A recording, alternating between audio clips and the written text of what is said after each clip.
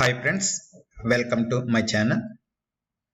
ఈరోజు నేను ఈ వీడియో ద్వారా ఎవరైతే ఆంధ్రప్రదేశ్ రాష్ట్రంలో పోలీస్ కానిస్టేబుల్ పరీక్ష కోసం సన్నద్ధమవుతున్నారో వాళ్ళ కొరకు నా తరపున ఒక వీడియో చేయాలని చెప్పేసి ఈ వీడియో చేయడం జరుగుతుంది. ఈ వీడియోలో అసలు కానిస్టేబుల్ ఎగ్జామ్కి సంబంధించి నోటిఫికేషన్ ఏ విధంగా ఉంటుంది, అలాగే దాని కానిస్టేబుల్ ఎగ్జామ్కి రావాల్సిన అర్హతలు ఏంటి, దాంట్లో సిలబస్ ఏముంటుంది, అది ఎడ్యుకేషన్ క్వాలిఫికేషన్, అలాగే మరిన్ని అప్డేట్స్ని దీంట్లో ఇవ్వడం జరుగుతుంది. యాక్చువల్గా 2018లో ఇచ్చిన నోటిఫికేషన్ బట్టి దాంట్లో ఉన్న డీటెయిల్స్ ఆధారంగా నేను ఈ వీడియో తయారు చేస్తున్నాను. వచ్చే సంవత్సరం జనవరిలో నోటిఫికేషన్ ఉండే అవకాశం ఉంది. అందువల్ల ఇప్పటి నుంచే సన్నద్ధం అవ్వండి. ఎందుకంటే మీరు ఎంత కష్టపడితే పోలీస్ జాబ్లో అంత సక్సెస్ అవ్వచ్చు అనమాట. కష్టపడితే వచ్చేది ఒకటి, పోలీస్ జాబ్ ఒకటే కష్టపడితే వచ్చేది. మనం ఎంత కష్టపడతామో అంత ఈజీగా మనం ఈ పోలీస్ జాబ్ తెచ్చుకోవచ్చు అనమాట. యాక్చువల్గా నోటిఫికేషన్లో మొత్తం 6 రకాల పోస్టులు ఉంటాయి. అవేంటంటే సివిల్ కానిస్టేబుల్ అంటే పోలీస్ స్టేషన్లో పనిచేసే కానిస్టేబుల్ని సివిల్ కానిస్టేబుల్ అంటారు అనమాట. అలాగే ఏఆర్ కానిస్టేబుల్ అంటే వీళ్ళు ఆర్మర్డ్ రిజర్వ్డ్ కానిస్టేబుల్. వీళ్ళు ఎక్కువగా ఈ పోలీస్ హెడ్ క్వార్టర్స్లో ఉంటారు. అంటే ఎక్కువగా బందోబస్తు డ్యూటీలు కానీ, అలాగే ఏమన్నా విఐపీలు వస్తే వాళ్ళకి ఎస్కార్ట్ ఇవ్వడం కానీ, అలాగే ఈ మినిస్టర్లకి ఎమ్మెల్యేలకి సెక్యూరిటీ గార్డు కింద, అలాగే కొన్ని ఖైదీలని జైలు నుంచి పోలీస్ స్టేషన్కి, అలాగే జైలు నుంచి కోర్టుకి తరలించేటప్పుడు వాళ్ళకి గార్డు కాస్తూ ఉంటారన్నమాట. వీళ్ళు ఎక్కువ ఇవి ఉంటాయి ఆర్మర్డ్ రిజర్వ్డ్ అంటే. అలాగే ఏపీఎస్పీ కానిస్టేబుల్ అంటారు ఇంకో పోస్ట్. వీళ్ళు ఎక్కువగా ఏపీఎస్పీ బెటాలియన్స్ ఉంటాయి. వీళ్ళని ఆంధ్రప్రదేశ్ స్పెషల్ పోలీస్ అంటారు. వీళ్ళకి ప్రత్యేకంగా డ్యూటీస్ ఉంటాయి అన్నమాట. వాళ్ళకి ప్రత్యేకంగా క్యాంపులు ఉంటుంటాయి. ఎక్కడైనా అవసరం వస్తే వీళ్ళని ఒక బెటాలియన్ పంపిస్తూ ఉంటారు ఏపీఎస్పీ నుంచి. అయితే తర్వాత పోస్ట్ వార్డర్, జైల్లో వార్డర్ పోస్ట్. అలాగే జైల్లో వార్డర్ పోస్ట్ మహిళలు. ఈ వార్డర్ పోస్టులు మహిళలకు వేరేగా పురుషులు వేరేగా ఉంటాయన్నమాట, వార్డెన్ జాబ్. తర్వాత ఫైర్ సర్వీస్లో ఫైర్మెన్ పోస్టులు. మొత్తం 6 రకాల పోస్టులు ఉంటాయి. ఈ 6 రకాల పోస్టులకి ఒక్కో రకమైన క్వాలిఫికేషన్, ఒక్కో రకమైన ఎగ్జామ్ ఇవి కండక్ట్ చేస్తారు అనమాట. ఇది డీటెయిల్స్గా మనం ఈ వీడియోలో చూద్దాం. ఇక్కడ పోస్ట్ నెంబర్ 21 అంటే సివిల్ కానిస్టేబుల్ వచ్చి లేడీస్కి 1/3% రిజర్వేషన్ ఉంటుంది. అలాగే ఆర్మర్డ్ రిజర్వ్ కానిస్టేబుల్లో లేడీస్కి 20% కోటా ఉంటుంది అనమాట. అలాగే మహిళా వార్డెన్ పోస్ట్లో వాళ్ళకి 100% కోటా ఉంటుంది. అలాగే పురుష వార్డెన్లు, అలాగే ఫైర్మెన్, అలాగే ఏపీఎస్పీ కానిస్టేబుల్లో ఇవి లేడీస్కి వర్తించవు. లేడీస్కి వర్తించే పోస్టులు ఏంటంటే ఇవి సివిల్ కానిస్టేబుల్లో 33%, అలాగే ఏఆర్ కానిస్టేబుల్ 20%, అలాగే మహిళా వార్డర్ పోస్టు ఇవి లేడీస్కి ఉంటాయి. అలాగే మనం ముందు చెప్పుకున్నట్టు పోస్ట్ నెంబర్ 21, 22 అలాగే ఉమెన్ వార్డర్ పోస్టులు. వీటిలో ఉమెన్ ఎలిజిబుల్ ఉంటారు.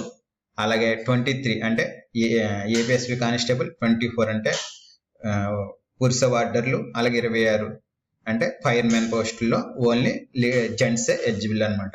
అలాగే పోస్ట్ నెంబర్ 25 అంటే ఉమెన్ లేడీస్ మహిళా వార్డర్, ఇవి ఓన్లీ లేడీస్ మాత్రమే ఎలిజిబుల్.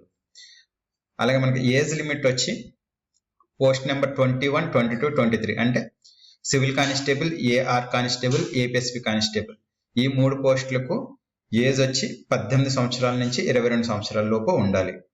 18 నుంచి 22 సంవత్సరాల లోపు వయసు గల అభ్యర్థులు ఈ civil constable, AR constable, APSP కానిస్టేబుల్కి అర్హులు అనమాట. ఈ ఏజ్ లిమిట్ రిజర్వేషన్ ఎస్సీ ఎస్టీలకి, బీసీలకి ఇవి ఏజ్ రిలాక్సేషన్ వర్తిస్తుంది. అలాగే పోస్ట్ నెంబర్ 24, 25, 26 అంటే పురుష వార్డర్లు, మహిళా వార్డర్లు, అలాగే ఫైర్మెన్ పోస్టులు, ఈ 3 పోస్టులకు 18 నుంచి 30 సంవత్సరాల వయసున్న అభ్యర్థులు అర్హులు అనమాట. APSP constable, AR constable, civil కానిస్టేబుల్కి 22 years మ్యాక్సిమం ఏజ్ అయితే, మహిళా వార్డర్లు, పురుష వార్డర్లు, ఫైర్మెన్ అంటే ఫైర్ సర్వీసెస్లో కానిస్టేబుల్కి వీళ్ళకి 30 సంవత్సరాల వరకు వయస్సు, గరిష్ట వయస్సు ఉంటుందన్నమాట. అదే వివిధ కోటాలను బట్టి వాళ్ళకి మ్యాక్సిమం ఏజ్ రిలాక్సేషన్ కూడా ఉంటుంది. దాంట్లో ఎస్సీ ఎస్టీస్కి, బీసీస్కి, అలాగే ఎక్స్ సర్వీస్ మ్యాన్కి, అలాగే ఆంధ్రప్రదేశ్ గవర్నమెంట్ ఎంప్లాయీస్కి కూడా సర్వీస్ రిలాక్సేషన్ ఉంటుంది. వీళ్ళకి 5 సంవత్సరాలు ఉంటుంది. అంటే బీసీ, ఎస్సీ, ఎస్టీలకు 5 సంవత్సరాలు, అలాగే గవర్నమెంట్ ఉద్యోగులకు 5 సంవత్సరాలు రిలాక్సేషన్ ఉంటుంది. ఈ గవర్నమెంట్ ఉద్యోగస్తులు ఎవరంటే AP Transco, discoms, AP Genco, APSRTC, corps అంటే వివిధ గవర్నమెంట్ కార్పొరేషన్లో, గవర్నమెంట్ అనుబంధ రంగ సంస్థల్లో పనిచేసే వాళ్ళకి ఇది వర్తించదు. డైరెక్ట్ గవర్నమెంట్ ఎంప్లాయీస్కి ఈ 5 సంవత్సరాల్లో రిలాక్సేషన్ వర్తిస్తుంది. అలాగే ఎక్స్ సర్వీస్ మెన్కి 3 years రిలాక్సేషన్ ఉంటుంది. అలాగే ఎన్సిసి ఇన్స్ట్రక్టర్స్కి 3 years రిలాక్సేషన్ ఉంటుంది. అలాగే స్టేట్ సెన్సస్ జనాభా లెక్కల డిపార్ట్మెంట్లో టెంపరీగా పనిచేస్తున్న వారికి, అంటే 1991లో ఈ సెన్సస్ డిపార్ట్మెంట్లో పనిచేసిన వారికి 3 years వరకు రిలాక్సేషన్ కూడా ఉంటుంది. అలాగే ఒకవేళ వితంతు మహిళ లేదా డైవర్స్ తీసుకున్న మహిళ, అలాగే జ్యుడిషియల్గా భర్త నుంచి సెపరేట్ అయిన మహిళలకు కూడా వీళ్ళకి ఏజ్ రిలాక్సేషన్ వర్తిస్తుంది. ఎస్సీ ఎస్టీ మహిళలకు అయితే వాళ్ళు 40 సంవత్సరాల వరకు గరిష్ట వయసు వరకు అప్లై చేసుకోవచ్చు. అంటే ఇంచుమించు 18 సంవత్సరాల ఏజ్ రిలాక్సేషన్ ఉంటుంది అనమాట. 22తో వచ్చుకుంటే 18 సంవత్సరాలు. మామూలు ఎస్సీ ఎస్టీ రిజర్వేషన్తో పోల్చుకుంటే వాళ్ళకి 10 సంవత్సరాలు ఎక్స్ట్రా రిలాక్సేషన్ ఉంటుంది. అలాగే మిగతా లేడీస్కి మాత్రం 35 సంవత్సరాల వరకు ఏజ్ రిలాక్సేషన్ ఉంటుంది. అంటే వితంతు మహిళ, అలాగే డైవర్స్ మహిళ, అలాగే సెపరేటెడ్ ఫ్రమ్ హస్బెండ్, వీళ్ళకి మాత్రం ఎస్సీ ఎస్టీ మహిళలకు అయితే గరిష్ట వయసు 40 సంవత్సరాలు, మిగతా అదర్ క్యాస్ట్కి 35 సంవత్సరాలకు గరిష్ట వయసు వరకు వీళ్ళు అప్లై చేసుకోవచ్చు. ఈ పోస్టులకి ఏ పోస్ట్ అయినా సరే.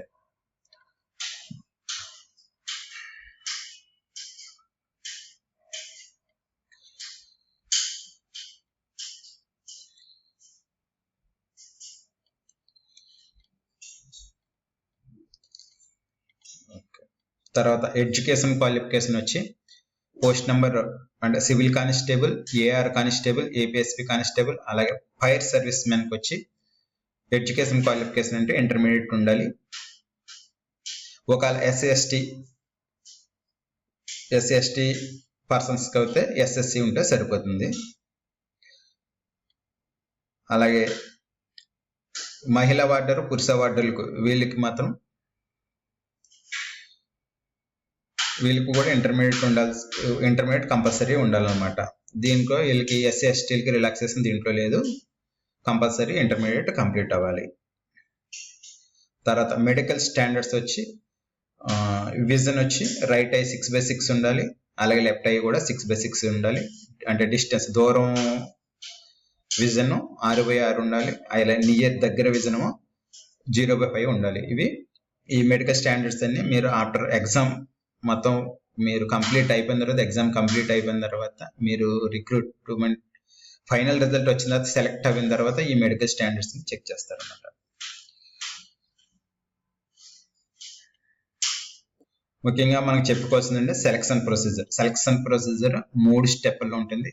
ఫస్ట్ ప్రిలిమినరీ ఎగ్జామ్ జరుగుతుంది, తర్వాత ఫిజికల్ ఎఫిషియన్సీ టెస్ట్ జరుగుతుంది, తర్వాత మెయిన్ ఎగ్జామ్ జరుగుతుంది అనమాట. మెయిన్ ప్రిలిమినరీ ఎగ్జామ్లో 200 మార్క్స్కి క్వశ్చన్ పేపర్ ఉంటుంది. 200 మార్క్ క్వశ్చన్ పేపర్లో at least OC open category candidates 40% మార్కులు, అంటే కనీసం 80 మార్కులు తెచ్చుకుంటే క్వాలిఫై అయిపోతారు.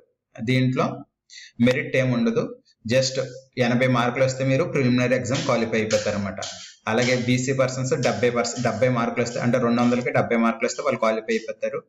అలాగే SC ST BC SC ST అలాగే ఎక్స్ సర్వీస్ మ్యాన్కు 30% మార్కులు అంటే 60 200 మార్కులకి 60 వస్తే క్వాలిఫై అయిపోతారు. దీనికి కట్ ఆఫ్ గట్టా ఏమి ఉండదు. జస్ట్ మీరు ఉన్న మార్కుల్లో ఓసీ అయితే 40% అంటే ఓసీ అయితే 80 మార్కులు, బీసీ అయితే 70 మార్కులు, SC ST ex service man అయితే 60 మార్కులు వస్తే మీరు డైరెక్ట్ గా ఎగ్జామ్ క్వాలిఫై అయిపోతారు. ఇక్కడ ఏంటంటే మెయిన్ క్యాండిడేట్ గుర్తుంచుకోవాల్సింది ఏంటంటే మనం ప్రిలిమినరీ ఎగ్జామ్ పాస్ అవుతేనే మనం ముందుకు వెళ్ళగలం, మిగతా 2 ప్రాసెస్కి వెళ్ళగలం. అందువల్ల ఏంటంటే ఈ ప్రిలిమినరీ ఎగ్జామ్కి అట్లీస్ట్ మినిమం మార్క్ వస్తే సరిపోద్ది. కాబట్టి ఈ మెయిన్ మనకి సిలబస్ లో ఏముందో సిలబస్ లో హెవీ వెయిట్ కాన్సెప్ట్స్ ఉంటాయి. మొత్తం సిలబస్ అంతా కవర్ చేయకపోయినా మినిమం సిలబస్ అంటే మనకి సిలబస్ వచ్చి జనరల్ సైన్స్ ఉంటుంది, హిస్టరీ ఉంటుంది, జియోగ్రఫీ ఉంటుంది, పాలిటీ ఉంటుంది, అలాగే అర్థమెటిక్ ఉంటుంది, రీజనింగ్ ఉంటుంది. ఇవి కొంతమందికి అర్థమెటిక్ రీజనింగ్ ఇంట్రెస్ట్ ఉంటుంది, కొంతమందికి ఆర్ట్స్ బ్యాక్గ్రౌండ్ వాళ్ళకి హిస్టరీ పాలిటీ ఇవి ఇంట్రెస్ట్ ఉంటాయి. అందువల్ల ఏంటంటే మీరు వేరే చేసుకుంటూ మనకి అర్థమెటిక్ రీజనింగ్ కరెంట్ అఫైర్స్ ముఖ్యంగా మనం ఈ దీంట్లో క్వాలిఫై అవ్వాలంటే ముఖ్యంగా మనం అర్థమెటిక్ రీజనింగ్ అలాగే కరెంట్ అఫైర్స్ ని ఎక్కువగా ప్రాక్టీస్ చేయాలి. ప్రాక్టీస్ చేస్తూ ఈ హిస్టరీలో ఇండియన్ నేషనల్ మూవ్మెంట్, జాతీయోద్యమం, అలాగే ఎకనమిక్ వస్తువుల్లోకి లేటెస్ట్ సర్వే, ఏపీ సర్వే, అలాగే లేటెస్ట్ బడ్జెట్ కంపల్సరీ చదవాల్సి వస్తుంది. అలాగే పాలిటిక్ వస్తువుల్లోకి కొన్ని ఇంపార్టెంట్ కాన్సెప్ట్స్ అంటే ప్రాథమిక హక్కులు అనగా, లేకపోతే 73, 74 రాజ్యాంగ సవరణలుగా దీంట్లో కొన్ని కాన్సెప్ట్స్ మాత్రమే పట్టుకుని మీరు ప్రిపేర్ అయితే ఈజీగా 80 మార్కులు తెచ్చుకోగలరు అనమాట. అర్థమెటిక్ రీజనింగ్ కరెంట్ అఫైర్స్ మీరు రెగ్యులర్ గా చదివితే కనుక ఇంచుమించు మీరు ఈజీగా 50 మార్కులు స్కోర్ చేయగలరు. వాటి మీద మెయిన్ ఫోకస్ పెట్టి మిగతా వాటిని ఇంపార్టెంట్ కాన్సెప్ట్ని చదువుకుంటే మిగతా 30 మార్కులు మీరు కవర్ చేయగలుగుతారు అనమాట. ఈ విధంగా కవర్ చేస్తే ఈజీగా ప్రిలిమినరీ ఎగ్జామ్ని మీరు పాస్ అవ్వగలుగుతారు. ఒకవేళ ప్రిలిమినరీ ఎగ్జామ్ పాస్ అవుతే కనుక మీకు ఇంచుమించు 50% మీకు జాబ్ వచ్చేసినట్టే. ఎందుకంటే తర్వాత ఫిజికల్ ఎఫిషియన్సీ టెస్ట్లో దీంట్లో క్వాలిఫై అయిన వాళ్ళకి ఫిజికల్ ఎఫిషియన్సీ టెస్ట్ ఉంటుంది.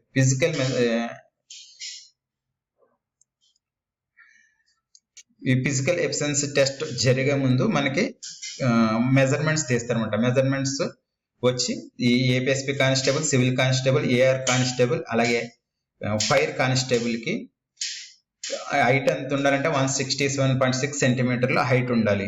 అలాగే చెస్ట్ ఊపిరి పీల్చుకున్నప్పుడు, ఊపిరి వదిలినప్పుడు 86.3 ఉండాలి. 5 సెంటీమీటర్ల ఎక్స్పాన్షన్ కంపల్సరీ ఉండాలన్నమాట. చెస్ట్ 86.3 ఉండి ఈ ఊపిరి తీసుకున్నప్పుడు అలాగే మహిళా అభ్యర్థులకు వచ్చి గరిష్ట ఎత్తు 152.5 సెంటీమీటర్లు ఉండాలి. అలాగే వాళ్ళు 50 కేజీల కంటే తక్కువ బరువు ఉండకూడదు.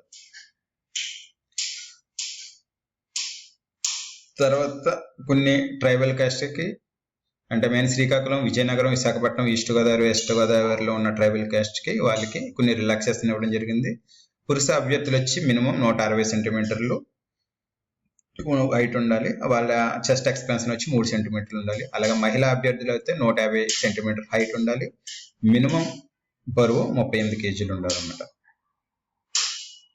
అలాగే పోస్ట్ నెంబర్ 24 అంటే పురుష వార్డర్లకు వచ్చి గరిష్ట మినిమం ఎత్తు, కనిష్ట ఎత్తు 168 సెంటీమీటర్లు ఉండాలి.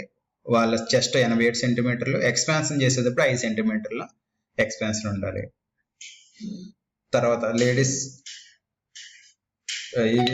ఈ పురుష వార్డర్ల పోస్టులకు ఎస్టీ అభ్యర్థులు అయితే 164 సెంటీమీటర్ల ఎత్తు ఉంటే సరిపోద్ది. అలాగే ఉమెన్ వార్డర్లకు వచ్చి హైట్ 153 సెంటీమీటర్లు, కనిష్ట ఎత్తు 153 సెంటీమీటర్లు ఉండాలి. వెయిట్ వచ్చి 45.5 కేజీలు ఎక్కువ ఉండాలన్నమాట. నెక్స్ట్ పార్ట్లో మనము ఈ ఫిజికల్ ఎఫిషియన్సీ టెస్ట్ గురించి మరింత వివరంగా తెలుసుకుందాం.